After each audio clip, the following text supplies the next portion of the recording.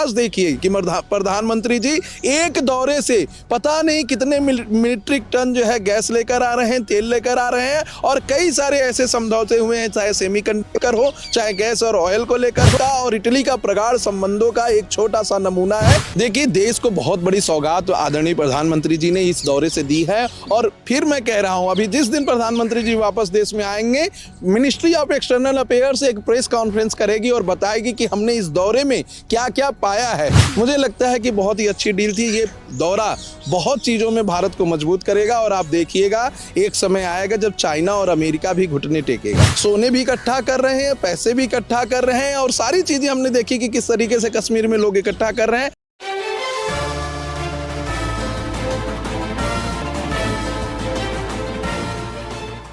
देश के लिए क्या जरूरी है, प्रधानमंत्री मोदी का देश की जनता को देखना या मेलोनी को मेलोडी टॉफी खिलाना?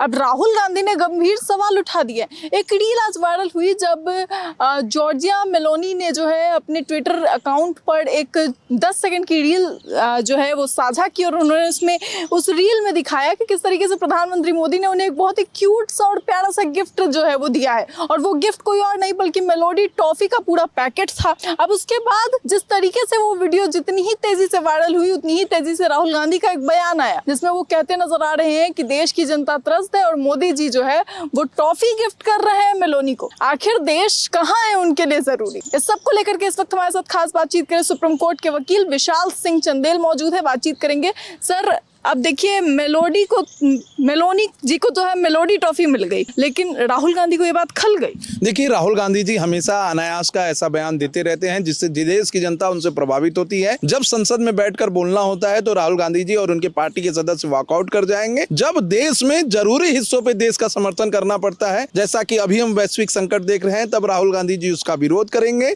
जब देश में महिलाओं को आरक्षण देने की बात की जाती है पार्लियामेंट के माध्यम से, तो राहुल गांधी जी उसका विरोध करेंगे, और फिर बाद में कहेंगे कि संविधान खतरे में है, मोदी जी कंप्रोमाइज्ड हो चुके हैं और मेलोनी को मेलोडी खिला रहे हैं। देश के पहले ऐसे प्रधानमंत्री आदरणीय मोदी जी हैं जिन्हें सर्वोच्च सम्मान जो और देशों से मिलता है वो सबसे ज्यादा मिला है, और अभी इस दौरे में भी 2 जगह से सर्वोच्च सम्मान आदरणीय प्रधानमंत्री जी को मिला है। और ये जो मेलोडी टॉफी दी जा रही है या जो कुछ भी किया जा रहा है, ये उनका भारत का और इटली का प्रगाढ़ संबंधों का एक छोटा सा नमूना है। आज देखिए कि प्रधानमंत्री जी एक दौरे से पता नहीं कितने मीट्रिक टन जो है गैस लेकर आ रहे हैं, तेल लेकर आ रहे हैं, और कई सारे ऐसे समझौते हुए हैं, चाहे सेमीकंडक्टर हो, चाहे गैस और ऑयल को लेकर हो, और चाहे 2 पक्षी देशों के आपस के बीच के रिश्तों को प्रगाढ़ करने की हो, जो भारत देश के लिए बहुत ही उपयोगी था। अभी मैं सुन रहा था कि राहुल गांधी जी का एक रायबरेली में बयान आया है, वो कह रहे हैं कि देश में संविधान खतरे पे है। उसी संविधान का अगर 4 अक्षर राहुल गांधी जी पढ़ के बता दें और लोगों को समझा दें, तो मैं मान जाऊंगा कि वो लीडर ऑफ अपोजिशन होने के लिए पर्याप्त है। या फिर उसी संविधान में किस आर्टिकल के माध्यम से उन्हें लीडर ऑफ अपोजिशन का पद मिला है, अगर वही बता देंगे तो भी मैं मान जाऊंगा कि उनके अंदर काबिलियत है।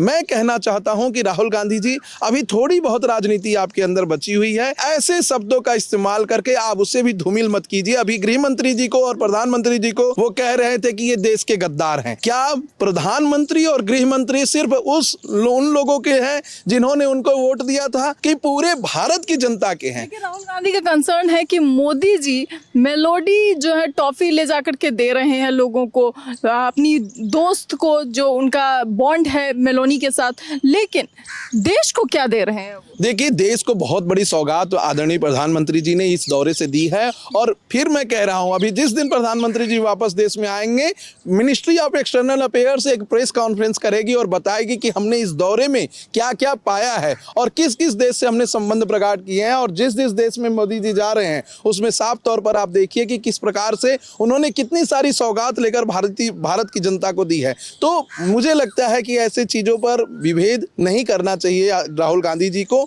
हम देखते हैं कि इजराइल में कैसे जब युद्ध शुरू हुआ तो वहां का विपक्ष देश के साथ खड़ा हो गया था। हम देखते हैं कि ईरान में पक्ष और विपक्ष एक साथ खड़े होकर विदेशी देशों से युद्ध लड़ रहे हैं, लेकिन भारत का विपक्ष कहीं सबूत मांगेगा, कहीं ऐसी बात करेगा जो जनता को सही नहीं लगता। हम इस देश में में देख रहे हैं कि आज आदरणीय प्रधानमंत्री जी ने सोने पर खरीद पर रोक लगाने को कहा है, आदरणीय प्रधानमंत्री जी ने वर्ल्ड टूर जाने के लिए मना किया है, तो लोग प्रश्न चिन्ह उठा रहे हैं। वही लोग जब विदेशों में थे, जब ईरान में फंसे थे, रूस में फंसे थे, यूक्रेन में फंसे थे, तो भारत का झंडा लगाकर जय भारत माता बोलकर भारत देश आए। वही लोग ईरान के लिए सोने भी इकट्ठा कर रहे हैं, पैसे भी इकट्ठा कर रहे हैं, और सारी चीजें हमने देखी कि किस तरीके से कश्मीर में लोग इकट्ठा कर रहे हैं और उनको दान दे रहे हैं, लेकिन अपने देश के लिए कुछ नहीं कर रहे हैं। प्रधानमंत्री मोदी गए, जो वो आपने डील देखी कि नहीं?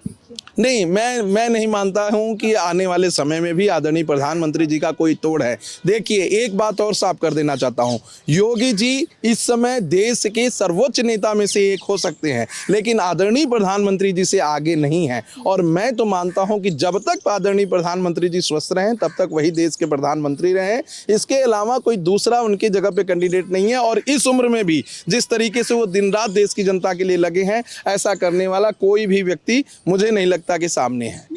मोदी जी और मेलोनी की रील आपने देखी? जी देखिए, मैंने रील लगी, ये बहुत अच्छी रील थी, और मैं मानता हूं कि इस वैश्विक मंदी के दौर में लोगों के चेहरों पे एक हंसी लाने के लिए बहुत अच्छी वो रील थी। और उसमें मैंने एक चीज और देखा कि कहीं ना कहीं पार्ले जी का प्रचार भी हो गया, क्योंकि वो मेलोडी के नीचे ऊपर जो है पार्ले भी लिखा है, तो उनका तो फ्री में एडवर्टाइज भी हो गया कि एक देश के प्रधानमंत्री ने अपने देश का एक ट्रॉफी ले जाकर दिया। मुझे लगता है कि बहुत ही अच्छी डील थी। ये दौरा बहुत चीजों में भारत को मजबूत करेगा, और आप देखिएगा एक समय आएगा जब चाइना और अमेरिका भी घुटने टेकेगा। लेकिन एक बात बताइए, राहुल गांधी जो है वो बार बार प्रधानमंत्री का जो ध्यान है वो महंगाई की ओर आकर्षित करना चाहते हैं। वो कहते हैं कि प्रधानमंत्री मोदी जो है वो महंगाई पर ध्यान दे।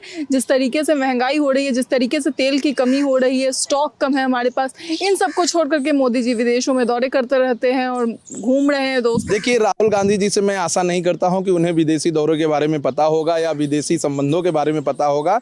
जब तक हम वैश्विक आधार पे, ग्लोबलाइजेशन पे एक दूसरे देश का सहयोग लेंगे नहीं और सहयोग देंगे नहीं, तब तक हमें नहीं पता चलेगा कि हमारा देश कैसे आगे बढ़ेगा। और वो भारत देश है जो कोविड के समय पे 100 से ज्यादा देशों को वैक्सीन प्रोवाइड कराया। भारत देश है जो कोविड के समय पे 150 से ज्यादा मेडिसिन लोगों को प्रोवाइड किया, 150 देशों से ज्यादा मेडिसिन प्रोवाइड कराया। तो भारत के शक्ति को कम आंकना मुझे लगता है कि बहुत बड़ी भूल होगी। आज America, China, Pakistan, Israel, Iran सब जानता है कि भारत एशिया में एक उभरता हुआ देश है, उभरती हुई अर्थव्यवस्था है, और इससे अगर कोई पंगा लेगा तो कहीं ना कहीं लोगों को आगे चलकर घाटे होंगे। वैश्विक मंदी को देखना पड़ेगा। आज अगर प्रधानमंत्री जी सोने की खरीद पर रोक लगाने की बात कर रहे हैं और देश रोक लगा रहा है, तो अपने आप देखा जा सकता है कि डॉलर किस तरीके से लुढ़क रहा है। और इस बात को हम दरकिनार नहीं कर सकते कि ये सब चीजें बहुत मायने रखती हैं अपने देश को आगे बढ़ाने के लिए। चाइना हमारे 2 साल बाद आजाद होता है और डेवलप्ड कंट्री बन जाता है। हम अभी डेवलपिंग इसीलिए हैं